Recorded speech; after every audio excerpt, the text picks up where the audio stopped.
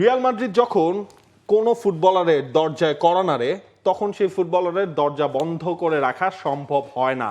এবং আরও একটা ফ্লোরেন্তিনো পেরেজের বাজিমাত আমরা দেখার অপেক্ষাতেই রয়েছি, কারণ লিভারপুলকে বিদায় জানিয়ে দিয়েছেন ট্রেন্ট আলেকজান্ডার আর্নল্ড। তিনি যাচ্ছেন সব ঠিক থাকলে রিয়াল মাদ্রিদে। এবং ফ্রি সাইনিং দেখেন David Alaba, Camavinga, Kylian Mbappe এবং সবশেষ ট্রেন্ট আলেকজান্ডার আর্নল্ড। লাস্ট সিজনে একটা রাইট ব্যাক দরকার ছিল কার্লো আনচেলত্তির, তিনি চাচ্ছিলেন, কারণ দানি কারভাল ইনজুরিতে পড়ে গিয়েছিলেন, ফেদে ভালভার্দেকে দিয়ে সেই পজিশন চালানো হচ্ছিল। তারপরও কিন্তু রিয়াল মাদ্রিদ সেটা করে নাই।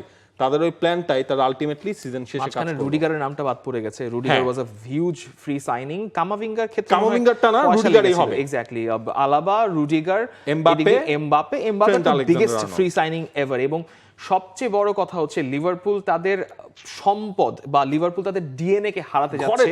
ইংল্যান্ডের ছেলে স্কাউজার, সেই স্কাউজার এখন হয়ে যাচ্ছেন রিয়াল মাদ্রিদ রয়্যাল ব্লাডের। এবং এই স্কাউজার এখন একজন গ্যালাক্টিকো। তিনি একটা বিদায় বার্তা পোস্ট করেছেন তার সোশ্যাল মিডিয়ায়। তিনি বলছেন যে সিদ্ধান্তটা মোটেও সহজ ছিল না, অনেক চিন্তা ভাবনার ভেতর দিয়ে আমাকে এই কঠিন সিদ্ধান্ত নিতে হয়েছে। এখানে আমি আমার জীবনের 20টা বছর দিয়েছি।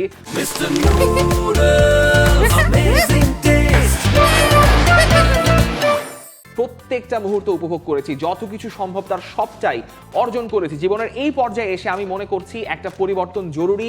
মানুষ হিসেবে, একজন ফুটবলার হিসেবে নতুন চ্যালেঞ্জ নেওয়ার আমি মনে করি এখন এটাই সঠিক সময়। ঠিক এই সঠিক সময়টা এসছিল মার্চ মাসে, যখন একদিন ইনজুরি কাটিয়ে ট্রেন্ট আলেকজান্ডার আর্নল্ড আর্নে স্লটের দরজায় কড়া নাড়লেন, বললেন, বস আমার টাইম শেষ হয়ে গেছে, আমি লিভারপুল ছাড়ছি, আমি রিয়াল মাদ্রিদে যেতে চাই। আর্নে স্লট একটু ডিসঅ্যাপয়েন্টেড হলেন, তিনি বললেন তুমি থাকো, লাগলে থেকে যাওয়ার একটু। ট্রেন্ট আলেকজান্ডার বললেন আমি থাকবো না, আমি রিয়াল মাদ্রিদ যেতে চাই, বিকজ ইটস এ নিউ চ্যালেঞ্জটা নিতে চাই। পরে আর্নে স্লট বললেন ঠিক আছে, বাকি সিজনটা শেষ করে। এবং সেখানে ট্রেন্ট আলেকজান্ডার আর্নল্ডের কমিটমেন্ট নিয়ে কোনো ধরনের কোনো প্রশ্ন ওঠে নাই। তিনি লিভারপুলের হয়ে প্রপারলি সিজনটা শেষ করেছেন, ওই ডিসাইসিভ একটা গোল করলেন, উদযাপন করলেন। সম্ভবত সেটাই তার লাস্ট সোয়ান সং ছিল, কিংবা একটা আপনার যেটা বলতে পারে বিদায়ী একটা ঘটনা, সেটা দিয়ে হচ্ছে তিনি বিদায় নিলেন, ট্রফি জিতলেন। I think it's a really good bye. But Liverpool আসলেই বড় একটা, ধরেন 100 মিলিয়নের একটা অ্যাসেট ফ্রিতে ছেড়ে দিতে হচ্ছে, এবং সেটা রিয়াল মাদ্রিদ নেগোসিয়েশনের কাছে উপায় নেই। দেখেন লিভারপুলের থেকে তাকে হচ্ছে হাইয়েস্ট স্যালারি অফার করা হয়েছিল, যেটা হতো কোনো ইংলিশ প্রিমিয়ার লিগে কোনো ফুল ব্যাকের হাইয়েস্ট স্যালারি পাওয়া। তারপরও ট্রেন্ট আলেকজান্ডার আর্নল্ড তিনি বিদায় বলে দিচ্ছেন অল রেড দের। তবে যাওয়ার বেলায় এর থেকে মধুর কোনো কিছু কি তিনি আসলেই আর পেতে পারতেন? প্রিমিয়ার লিগ জিতেছেন, এবং সব মিলিয়ে তার এই লম্বা ক্যারিয়ারে 2টা প্রিমিয়ার লিগ জিতেছেন, একটা ইউর্গেন ক্লপের আন্ডারে, একটা স্লটের আন্ডারে। চ্যাম্পিয়ন্স লিগ জেতা হয়েছে, এফএ কাপ, লিগ কাপের 2টা শিরোপা, ইউএফএ সুপার কাপ, একটা ক্লাব বিশ্বকাপ। মানে লিভারপুলের হয়ে যা যা জেতা সম্ভব তার সবটাই আসলে ট্রেন্ট আলেকজান্ডার আর্নল্ড তিনি জিতে নিয়েছেন। এবং মানে একটা ফাইন প্রোফাইল তিনি দাঁড় করেছেন। 350+ ম্যাচ তিনি খেলেছেন লিভারপুলের হয়ে। এক্স্যাক্টলি। এবং 350+ ম্যাচে যখন আপনি দেখবেন তার অ্যাসিস্টের নামের পাশে 93টা অ্যাসিস্ট। আমি আবারও বলছি, অ্যাজ আ রাইট ব্যাক 93টা অ্যাসিস্ট, এটা অস্বাভাবিক একটা ফিগার। যেখানে 93টা অ্যাসিস্টকে আপনি বেসিক্যালি 93টা গোলই বলতে পারেন টেকনিক্যালি, কারণ তিনি তো গোলের আগের ফাইনাল পাসটা বা ফাইনাল ক্রসটা তিনি ডেলিভার করেছেন। Go back to Barcelona versus না, লিভারপুল ভার্সেস বার্সেলোনার ম্যাচটা, মানে ক্যারিয়ার ডিফাইনিং মোমেন্ট। মানে এক্স্যাক্টলি ওই বয়সে, 18 বছর বয়সে আপনি বার্সেলোনাকে লিভারপুলের ঘরের মাঠে হারিয়ে দিচ্ছেন। সেখানে আপনার একটা সেন্ট্রাল ভূমিকা আছে, কর্নার টেকেন কুইকলি, ফুটবল ফোকলোরের একদম মানে ইতিহাসের পিকে থাকবে একটা, এটা নিয়ে কোনো সন্দেহ নাই। সেখান থেকে যেই ট্রেন্ট আলেকজান্ডার আর্নল্ডকে আমরা দেখেছি, এবং রবার্টসন এবং ট্রেন্টের যে ডুও প্রিমিয়ার লিগে ছড়ি ঘুরিয়েছেন, আপনি যে কোনো ম্যাচে তারা যে কোনো উইঙ্গারের চাইতে বড় ভূমিকা পালন করেছে। এবং স্পেসিফিকলি যখন ট্রেন্ট আলেকজান্ডার আর্নল্ড তার রোলটা আরেকটু চেঞ্জ হয়েছে, ইনভার্টেড রোলে খেলেছেন ক্লপের অধীনে, তখন তার পাসিং রেঞ্জটাকে টোনি ক্রোসের পাসিং রেঞ্জের সাথে তুলনা করা হয়েছিল। এবং টেকনিক্যালি টোনি ক্রোসের কাছাকাছি ট্রেন্টকেই পাওয়া সম্ভব ছিল রিয়াল মাদ্রিদের পক্ষে। রিয়াল মাদ্রিদ সেটা নিয়ে নিচ্ছে, which is a big signing for Real Madrid. এখন কথা হচ্ছে যে ট্রেন্টকে নিয়ে আপনি কথা বলতে পারেন যে এই ট্রেন্ট মোটামুটি পিকে থেকে তার ফর্মের তিনি রিয়াল মাদ্রিদে যাচ্ছেন, এবং রিয়াল মাদ্রিদ আসলে কোনো সময় নাই, আপনি গিয়ে আপনাকে সেটেল করার জন্য কোনো সময় দেওয়া হবে না। কিলিয়ান এমবাপে প্রথমে ঢুকেছেন, পরে একদম প্রপার একটা সিজন পেয়েছেন। বেলিংহামের ক্ষেত্রেও কথা একইভাবে খাটে। ট্রেন্টের চ্যালেঞ্জটা থাকবে, বাট আমার মনে হয় যদি নতুন কোচ তো অবশ্যই আসবেন, ট্রেন্টের সেই সুযোগটা থাকবে। এখন বাকিটা আসলে ট্রেন্টের উপর, এই লেগাসিটা থেকে কিভাবে কন্টিনিউ করেন। নতুন কোচই আলটিমেটলি পেতে যাচ্ছে রিয়াল মাদ্রিদ, কারণ কার্লো আনচেলত্তির বিদায় নিয়ে মোটামুটি একটা নিশ্চয়তা পেয়ে মানে আমরা পেয়ে গেছি আলটিমেটলি। এবং Exactly. কার্লো আনচেলত্তি তার দ্বিতীয় দফায় রিয়াল মাদ্রিদের ক্যারিয়ারটা শেষ হচ্ছে, এই ছিল তার দ্বিতীয় দফার প্রথম সাইনিং এর সেই ছবিটা। এরপরও চ্যাম্পিয়ন্স লিগ জিতলেন এই টার্মে, লা লিগা জিতলেন এই টার্মে। ফ্লোরেন্তিনো পেরেজের সাথে যে বন্ধুত্বটা সেটা অবশ্য আপাতত শেষ হচ্ছে কার্লো আনচেলত্তির। সব ঠিক থাকলে ব্রাজিলেই হতে যাচ্ছে তার পরবর্তী গন্তব্য। এক্সিট ফি নিয়ে যে একটা ধোঁয়াশা ছিল রিয়াল মাদ্রিদ সেটা দেবে কি দেবে না, নাকি কার্লো আনচেলত্তি কি করবেন সেটা নিয়ে কোনো নিশ্চয়তা না পাওয়া গেলেও সেটা নাকি সমাধান হয়ে গেছে। সেটার সমাধান শোনা যাচ্ছে হয়ে গেছে, এবং ব্রাজিল ফেডারেশন, ফুটবল ফেডারেশনের সঙ্গে আনচেলত্তির কথাবার্তা আবার শুরু হয়েছে।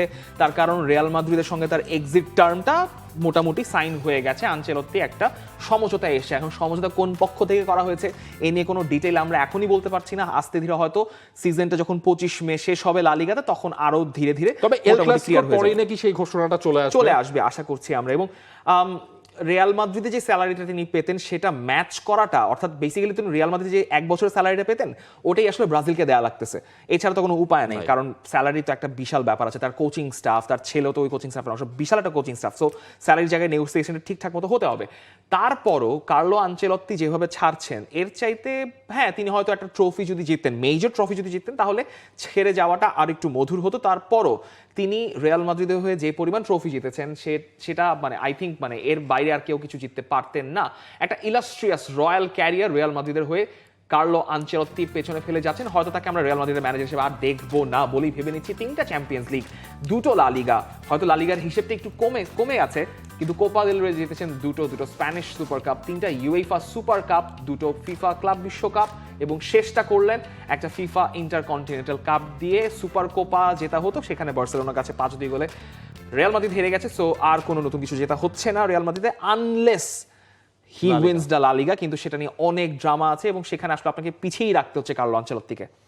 এবং কার্লো আনচেলত্তি যে চলে যাচ্ছেন সেটা তো মোটামুটি নিশ্চিতই। তাহলে জাভি আলোনসোর রাস্তাটাও তো খুলে যাচ্ছে, এবং জাভি আলোনসো নাকি মোটামুটি একটা গ্রিন সিগন্যাল দিয়েও রেখেছেন। শুধু আনুষ্ঠানিকতা বাকি, 2 কোচের কাছ থেকে, 2 ক্লাবের কাছ থেকে। এখন জাভি আলোনসো যদি আসেন, রিয়াল মাদ্রিদের 11টা কেমন হবে, বা রিয়াল মাদ্রিদের খেলায় তো একটা বড় ম্যাসিভ চেঞ্জ হয়তো বা আসবে।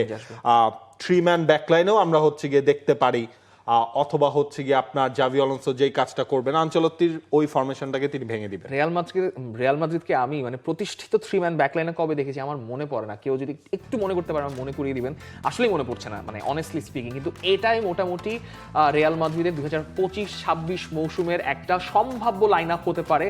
তার মধ্যে আমার মনে হয় না শাবি আলোনসো 3-ম্যান ব্যাকলাইনে খেলাবেন, কারণ রিয়াল মাদ্রিদ আসলে 4-ম্যান ব্যাকলাইনে খেলার মতো প্রপার প্লেয়াররা রয়েছে। ট্রেন্ট আলেকজান্ডার-আর্নল্ড নাম আপনারা দেখতে পাচ্ছেন, সালিবার নামটা আমরা রেখেছি তার কারণ সালিবাকে নিয়ে একটা কথাবার্তা উঠছে যে কিনতেও পারে, সেজন্য দেখার বিষয়। কারণ সেন্টার ব্যাকের জন্য রিয়াল মাদ্রিদ কিনবেই, তবে ওই জায়গায় আসেনসিওর নামটাকে আপনি বাদ দিতে পারছেন না, রুডিগারের নামটাও বাদ দিতে পারছেন না, মেন্দির জায়গায় মনে একটা প্রশ্নবোধক আছে। এক্স্যাক্টলি। এবং সেই জায়গায় ধরেন লেভারকুসেন থেকে জাভি যখন আসবেন, তিনি তো অবভিয়াসলি চাবেন গ্রিমালদোকে হয়তো বা লেফট ব্যাক পজিশনে নিয়ে আসতে। গ্রিমালদো একাডেমির ফুটবল, বার্সা একাডেমির ফুটবলার, জাভির আন্ডারে এখন খেলছেন। সুতরাং এই জায়গায় আমার মনে হয় এই চেঞ্জটা হলেও হতে পারে, এবং সেটা হলে খুব বেশি একটা খারাপও হবে না। কারণ হচ্ছে রিয়াল মাদ্রিদকে আমরা দেখেছি এই লেফট ব্যাক পজিশনটাতে ঢুকতে এবং হচ্ছে গিয়ে আর্দা গুলের, তিনি হয়তো বা রড্রিগোর জায়গায় তাকে হয়তো প্রেফারেন্স দেওয়া হলেও দেওয়া হতে পারে, বা আর্দা গুলারকে হয়তো আরো বেশি ম্যাচ এক্সপেক্ট আমরা করতে পারি। এবং হচ্ছে গিয়ে সেন্টার মিডফিল্ডে একটা চেঞ্জ তো হয়তো বা জাভি আলোনসো হতে পারে, বড় হতে পারে।